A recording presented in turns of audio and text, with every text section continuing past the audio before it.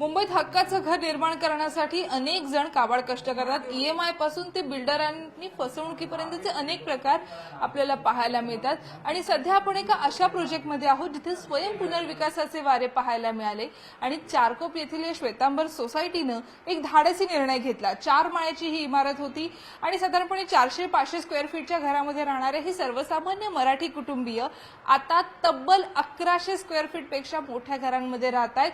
आणि आता ह्या स्वयं पुनर्विकासच्या इमारती ज्या आहेत त्या संपूर्णपणे सज्ज आहेत. अलिशान अशी ही घरं आपल्याला पाहायला मिळतात. खरं तर हा सर्व प्रवास कठीण होता. अनेकदा आपण बघतो की बिल्डर्सकडनं लोकांना लुबाडलं जातं, वर्षानुवर्षे प्रकल्प रखडतात. परंतु स्वयं पुनर्विकास जर तुम्हाला करायचा असेल तर नेमकी काय प्रक्रिया असते याविषयी बोलणारी सावंतजी आपल्यासोबत आहेत. सेक्रेटरी म्हणून तुम्ही ज्या वेळेला या सगळ्या प्रक्रियेसाठी लोकांशी बोललात, सोसायटीतल्या अनेक लोकांचा विरोध होता का? सुरुवातीची परिस्थिती काय होती आणि हळूहळू ही प्रक्रिया कशी पूर्ण केली? एक सुदैव असं होतं की माझ्या संस्थेमध्ये कोणाचाही विरोध नव्हता. सुरुवातीला आम्ही स्वयं पुनर्विकास न करता पुनर्विकास करायचं ठरवलं. त्यामुळे आम्ही मग अनेक बिल्डरांना व्हिजिट केल्या, सगळं केलं. परत त्यानंतर लगेच स्वयं पुनर्विकासाला माननीय मुख्यमंत्री देवेंद्र फडणवीस यांनी राजाश्रय दिला. त्यामुळे मी माझ्या संस्थेला त्याबाबत कल्पना दिली व संस्थेतील सर्व सभासदांना मान्य करून घेतलं की आपण स्वयं पुनर्विकास करूया. त्याला सर्व सभासद तयार झाले व त्यानंतर आमचा स्वयं पुनर्विकासाचा मार्ग सुरू झाला. साधारणपणे आपण तुमचं घर बघता बघताच्या गप्पा मारूयात. या घरामध्ये आता साधारणपणे किती रूम आहेत? थोडं चालेल. साधारणपणे किती रूम आहेत? संपूर्ण घराची होम टूर आम्हाला करून द्या, कारण अनेक लोक असे आहेत की त्यांना स्वयं पुनर्विकासाचा प्रकल्प हवा आहे. मग यामध्ये मूळ अडचणी काय होत्या, त्या अडचणी तुम्ही कशा सोडवल्या आणि आता जे कुटुंबीय इथे आहेत ते साधारण किती आहेत? आता आजच्या या इमारतीमध्ये टोटल 69 फ्लॅट आहेत. आमचे जुन्या इमारतीमध्ये माझे 19 फ्लॅट होते. त्यापैकी ज्याचा फ्लॅट 402-405 एरियाचा होता त्यांना 823चा एरिया मिळाला. 525 ज्यांचा एरिया होता त्यांना 1048 मिळाला. 598 ज्यांचा एरिया होता त्यांना 1097 एवढा एरिया देण्यात आला. आणि मुळातच ही घरं आपण बघितली तर ऐसपैस आहेत. 2 BHKची घरं आहेत. एखाद्या लॅविश सोसायटीमध्ये ज्या पद्धतीच्या अम्युनिटीज असतात त्या सर्व गोष्टी तुम्हाला इथे पाहायला मिळतात. 2 BHKची घरं असणाऱ्या व्यक्तींना पार्किंग सुद्धा या ठिकाणी व्हर्टिकल पार्किंगची व्यवस्था करण्यात आलेली आहे. हा कॉम्पॅक्ट बेडरूम सुद्धा आपल्याला पाहायला मिळेल आणि त्याचबरोबर मास्टर बेडरूम सुद्धा आहे. साधारणपणे सुरुवातीच्या टप्प्यामध्ये सुरुवात कधी केली? सगळी कागदपत्रांची प्रक्रिया कधी पूर्ण झाली? 2018 पासून या स्वयं पुनर्विकास करण्यासाठी सुरुवात केली. त्यानंतर म्हाडामध्ये बऱ्याच अडचणी आल्या. त्या अडचणीच्या कामी आम्हाला आमचे आमदार योगेश सागर यांनी मदत केली. ते स्वतः जातीने म्हाडामध्ये आमच्यासोबत उपस्थित राहिले. तसेच मुंबई बँकेचे अध्यक्ष व विधान परिषदेचे आमदार माननीय प्रवीणजी दरेकर यांनी वेळोवेळी सहकार्य केलं. त्यांनी प्रत्येक वेळी आम्हाला सहकार्य केलं.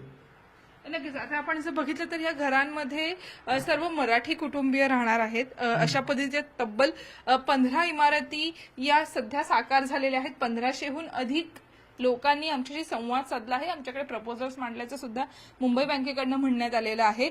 मुळातच घर बांधणं ही काही सोपी गोष्ट नसते. घरातली कामं करणं सोपं नसतं.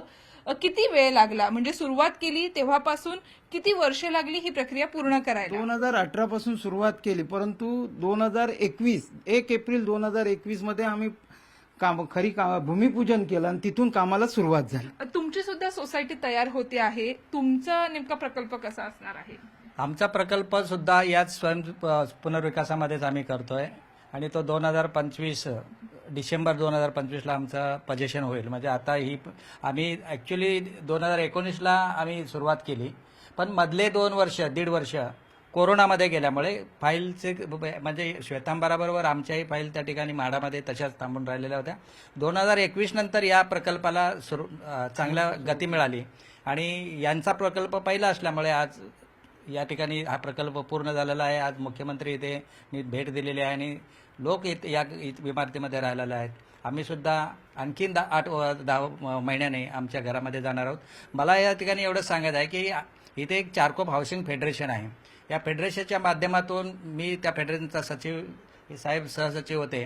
आम्ही 2007ला क्लस्टर डेव्हलपमेंटच्या संदर्भाने ही घेतली होती, पण त्यावेळेला म्हाडाची जी रूल्स अँड रेग्युलेशन्स ज्या होत्या त्या कुठल्याही पद्धतीच्या हे नव्हत्या, त्यामुळे आम्हाला तसा काही प्रतिसाद चांगला मिळाला नाही. 2008-9 नंतर म्हाडाने इथे सर्व्हे केला डेव्हलपमेंटसाठी. क्लस्टर डेव्हलपमेंटला या ठिकाणी खूप मोठा वाव आहे आणि क्लस्टर डेव्हलपमेंट झाली तर मगाशी साहेबांनी सांगितलं त्याप्रमाणे चारकोपला एक वेगळं महत्त्व प्राप्त होईल. कारण जर सर्व 22 माळ्याच्या बिल्डिंग साहेबांनी बोलल्याप्रमाणे व्हर्टिकल झोपडपट्टी या ठिकाणी तयार होईल, ही साहेबांची फडणवीस साहेबांची जी शंका होती ती रास्त ठरते.